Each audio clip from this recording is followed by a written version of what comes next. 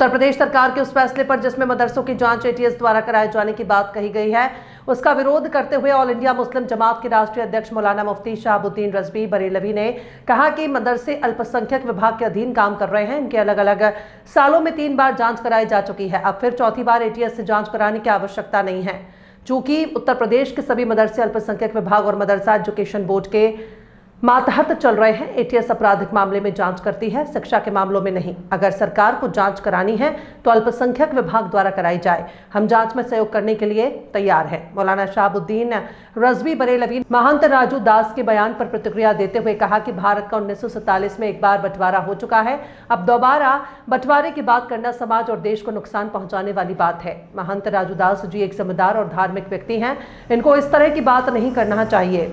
मौलाना ने महंत जी से पूछा कि अगर मुसलमानों को देश से बाहर भेजने की बात कर रहे हैं तो इनको कौन से देश में भेजा जाएगा। क्योंकि भारत में मुसलमानों की 30 करोड़ आबादी है, इतनी बड़ी संख्या को कोई भी देश कबूल नहीं करेगा, फिर अखंड भारत का सपना कैसे पूरा हो सकता है। दिल्ली बम ब्लास्ट के बाद उत्तर प्रदेश की हुकूमत ने तमाम मदरसों की जांच पड़ताल के लिए एटीएस को जिम्मेदारी सौंपी है और हुकूमत ने एक हुक्मनामा जारी करके तमाम अल्पसंख्यक अधिकारियों के लिए, मदरसों के प्रबंधकों के लिए जांच पड़ताल के लिए कहा गया है। मेरा मानना यह है कि ये जितने भी मदरसे हैं ये सब अल्पसंख्यक विभाग के अधीन हैं, उसके मातहत आते हैं।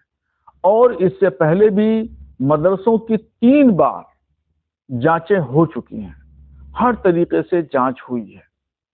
अब ये चौथी बार एटीएस से कराने का क्या मतलब है? हम एटीएस से जांच नहीं कराना चाहते हैं। मदरसे के तमाम जिम्मेदारान एटीएस से जांच कराने का विरोध करते हैं।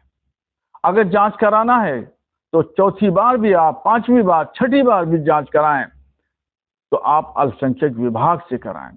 हुकूमत को चाहिए कि वो अपना फैसला बदले, पुनर्विचार करे अपने फैसले पर और एटीएस से कोई जांच न कराई जाए। जांच कराई जाए, हम जांच का स्वागत करेंगे अगर अल्पसंख्यक विभाग के द्वारा जांच कराई जाती है।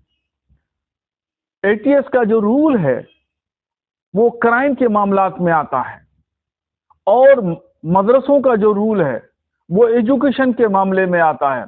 एजुकेशन और क्राइम इस समंदर के 2 अलग किनारे हैं जो एक साथ में नहीं जुड़ सकते। इसलिए उत्तर प्रदेश सरकार एटीएस से जांच कराने के फैसले को वापस ले।